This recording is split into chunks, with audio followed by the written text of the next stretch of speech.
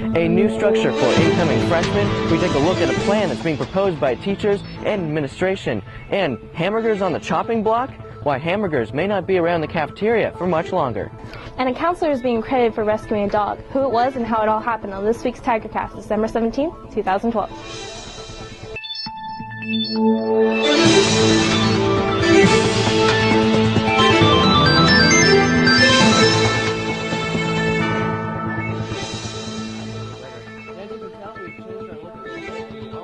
Have a new anchor. We want to welcome Meghan Julin to TigerCast News, and you're going to be here all next term, right? Yeah, pleasure to be here, Danielle, and yes, I will be here for the remainder of the term. That's great, but first, we want to begin regarding a new proposal by administration and teachers regarding freshman year. Robbie Short has the story for us. Roseville High School is looking to change the way that freshman year is structured. Our mission is to prepare every student, not just certain kids, but every single student who walks onto this campus to be college and career ready when they leave here. Seeking to achieve that goal, RHS Principal Brad Basham recently presented a proposal that would create 4 pathways for students to go into freshman year. It's about equity. It's about giving every student the opportunity. It's about leveling the playing field. It's about giving some students extra coaching, extra time, extra support to get up at a grade level. That extra support would come from the integration of support classes into each pathway designed to help students learn the skills necessary for high school level work. However, those courses would come at the cost of electives.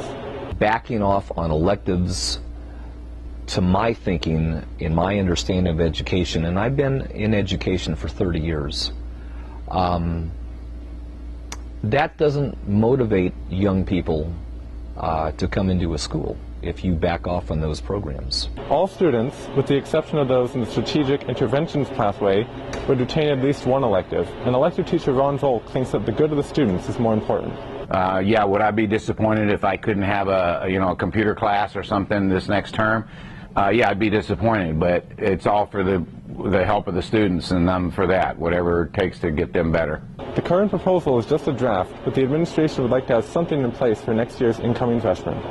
It would be unethical for us to do nothing, which is what I don't want to do. So I want to find some way to support every kid. Again, that plan is preliminary. Nothing is set in stone at this point. We've compiled a list of courses a freshman could have taken this year, and we can compare those to a set of courses they would take under this plan. As you can see on the left, a freshman this year could take English 9, Health and Safety, a math class, PE 9, a science, and then 3 other periods could be filled by electives, VAPAs, or foreign languages. On the right is a list of courses an average incoming freshman could potentially take. Everything is the same aside from an added freshman connections class, which we're told would act like a study skills class similar to AVID. If that freshman took a foreign language or VAPA, they're left with 1 elective as opposed to the normal 2. As Robbie noted, there would also be other tracks freshmen could take that would increase or decrease rigor off of this base schedule. We want to keep you up to date on this developing news. All you have to do is go to iTheTigerNews.com for the latest news. In today's Tech Connection, the grading site HomeLink has recently undergone a few changes. Students have been met with a different homepage when logging into HomeLink. The new homepage now features a grade trend column next to each class, with either a green up arrow for a rising grade or a red down arrow for a falling grade. Other new features include attendance stats as well as your most recent test scores. A new trend is being noticed by some here at Roseville. That trend, more fights are being blamed on postings on social media. Officer Carlos Cortez says he is noticing that the fights are now being caused more by something posted on Facebook or other sites. What happens is somebody that broke out a few weeks ago just after Thanksgiving break as an example. What happens is somebody either posts something on Twitter or on Facebook, and then somebody responds to that posting or that comment, and the other party doesn't like the comment or doesn't like the picture or whatever it might be, and then that's what's causing some of the fights that are occurring. You know, we had a fight here on Monday, and that was the reason why, is because of a Twitter posting.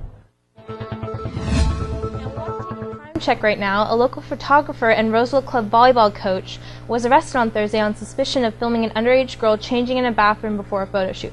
According to police, Ron Buchanan is also suspected of filming other photography clients who have not come forward yet.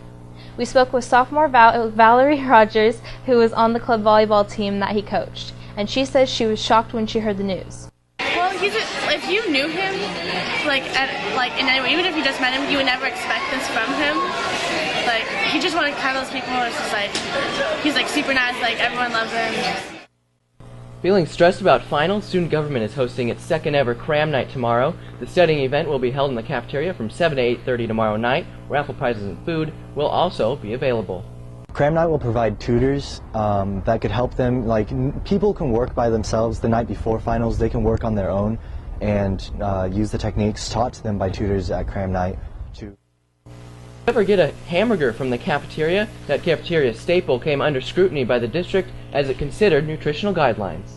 The hamburger is saved, at least for now, that is. The common sight in the cafeteria was very close to being pulled from the menu as district officials sought a way to appease government nutritional guidelines. But the saving grace for the hamburger? The U.S. Department of Agriculture, or USDA, announced last week that weekly and monthly meat and grain amount guidelines would be lifted, allowing districts like ours to serve larger portion sizes. For at least the United States, we are used to maybe bigger portions than other parts of the world. Those bigger portions were briefly limited by the USDA, but last week's change came after schools across the nation were complaining of small meals. And the requirements by the USDA even prompted students in one North Dakota high school to make a music video aimed at First Lady Michelle Obama's nutrition efforts. But you didn't have to steal my food, cut down my portions and take away my seconds. And RHS nurse Dale Edgerton says the guidelines haven't been met by open arms from students. They want you to eat more frequently in smaller meals, so I think those are probably appropriate. Once again, might not be very popular with students. Students here at Roseville were met with some changes to the menu earlier in the year due to these guidelines, including new potato wedges, as well as a different salad and the removal of Bosco cheese sticks. Yes, we'll adjust as they find out what is the problem, what is the reason behind the rise in type 2 diabetes in this age group and the rise in weight concerns in this age group. And apparently some of the guidelines are working. A study showed that childhood obesity in California dropped for the first time in years after California adopted strict standards in 2010. Of course, this decision comes after a string of other tweaks that have been made to cafeteria food, and we wanted to get your opinion on all of this, so we asked you on Facebook as part of our Tiger Talk segment. So now let's take a look at Facebook. Amy Bear says, it tastes like cardboard. It used to be somewhat decent, now it just sucks. And Ryan Harlan says, the food portion is too low, it barely fills you up. I think it's a bad thing. It sucks when you go to your next class hungry. And finally, Zach Kirk says, I'm skinny enough as it is. I just want my delicious fatty food back in my stomach, Michelle Obama. And do you want to be a part of our next Tiger Talk? All you have to do is like the Eye of the Tiger on Facebook. Who's ready to open their presents? Yeah!